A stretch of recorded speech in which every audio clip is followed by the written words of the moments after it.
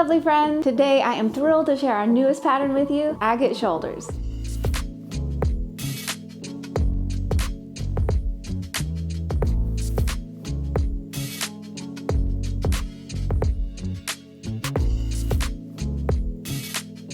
Designed by Warda, this is a fun, colorful crochet project that uses 10 colors. This design was inspired by the strength and the beauty found in agates. I remember when I was a little girl, my mom and I used to stroll along the beaches in Alaska, and I noticed one day that she kept grabbing little rocks and holding them up to the light. And I was like, Mama, what are you doing? What are you looking for? And she said that she was looking for agate. And she said, if you hold them up to the light, you can tell if you found one. And I just thought that was the most magical thing. And I just loved our little agate treasure hunt. And I still have some of those today. This design is gonna wrap you in so much color and it's gonna keep you so cozy. And it just uses mostly basic stitches, which I love so much. So it's fairly doable. And I'm gonna show you how easy it is to work here in a minute. This design is very well written. It's got loads of charts and detailed instructions and step-by-step photo tutorials, so you are going to be taken care of and sure to be confident making your very own version. This design is made up of 8 square motifs and then 2 rectangular ones. Then you're going to seam them all together with some slip stitches and add a neckline border. And the pattern even includes instructions for adding fringe if you would like to add a little pizzazz to your poncho. We've chosen not to add it, but I think it would be a really fun addition to this project. And although this pattern is designed to be one size fits all, you can add or decrease rows from these rectangles to either increase or decrease your neckline opening. In this pattern, you are gonna find this rope-like braided section. I love all these little vertical columns of color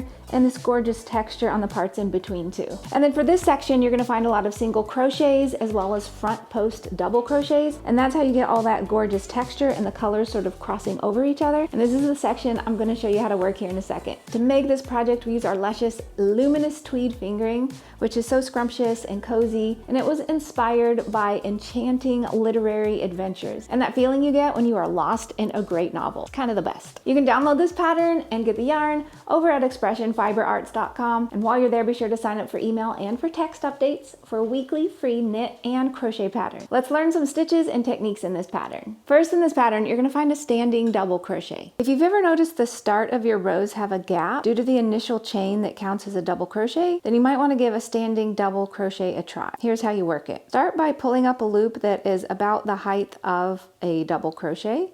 Go ahead and grab the top of that with your pointer finger and wrap your hook around so it looks like you have 2 loops on your hook.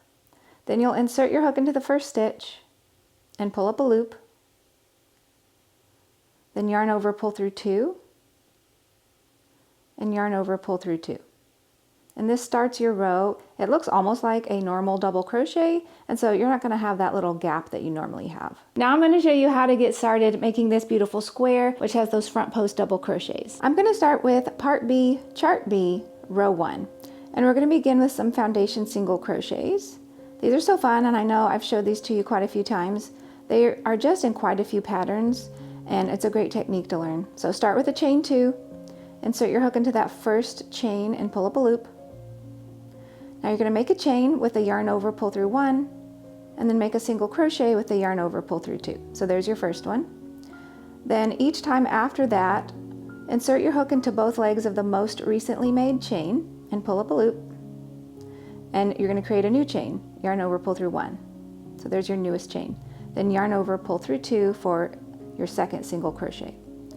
And then continuing on, insert your hook under both legs of the most recent chain that you made and pull up a loop. Yarn over, pull through 1 for a third chain. Yarn over, pull through 2 for your third single crochet. And you'll just continue on for however many the pattern states. I'm going to work a smaller swatch today since it is a repeating pattern, so the stitches repeat across the row. So I've got 1, 2, 3, 4, 5. And this makes a nice stretchy start to your project. 6. Another chain, another single crochet, 7. 8, I'll probably get up to 11 today. So if you want to follow along and make a little swatch with me, feel free, so you can feel nice and comfortable when you do get to your final project. All right, 1, 2, 3, 4, 5, 6, 7, 8, 9, 10. Let's work one more, and we can jump into the next row. We're going to go ahead and turn, and we're going to start on row 2, which is the right side of your work. Begin with a chain 1 and work a single crochet into the first stitch. Then you're going to repeat across your row, chain 1, skip 1, single crochet into the next stitch. And that's it. Chain 1, skip 1, single crochet into the next stitch. Chain 1, skip 1, single crochet into the next. And you'll just continue repeating that all the way down to the end of your row. For row 3, we're going to turn, and you're going to single crochet into the first stitch. Then go ahead and work 2 single crochets into this chain 1 space. 1, 2. Then you're going to skip the next stitch, and you're going to work 2 single crochets into that next chain 1 space. 1 and 2. And you're going to continue repeating that down. Skip the next stitch, work 2 single crochets into the next chain 1 space, skip the next stitch, 2 single crochets into the chain 1 space, all the way down. Skip, 2 single crochets into the chain 1 space. Then you're going to finish off with a single crochet into the final stitch, and on the final pull through, go ahead and grab your new color and pull through with your new color. For row 4, we're going to go ahead and turn, and I've gone ahead and cut that first color, and we're all set up to use this second color. We're going to begin with a chain 1, and we're going to work a single crochet into each of those first 2 stitches.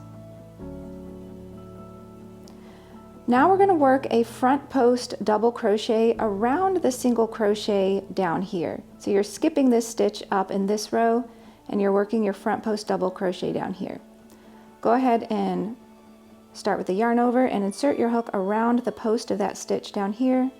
Yarn over, wrap it around the back of that stitch, yarn over, pull through 2, and yarn over, pull through 2.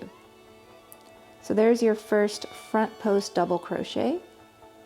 Then you're going to work a single crochet into the next stitch, and we're going to continue repeating that down. So work your double crochet around the post of this next single crochet down here. They're pretty easy to find,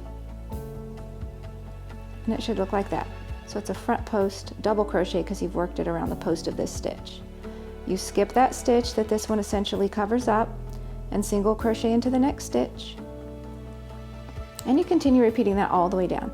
Front post double crochet around this next single crochet, skip the stitch behind that one and single crochet into the next stitch. Again, front post double crochet around this next single crochet,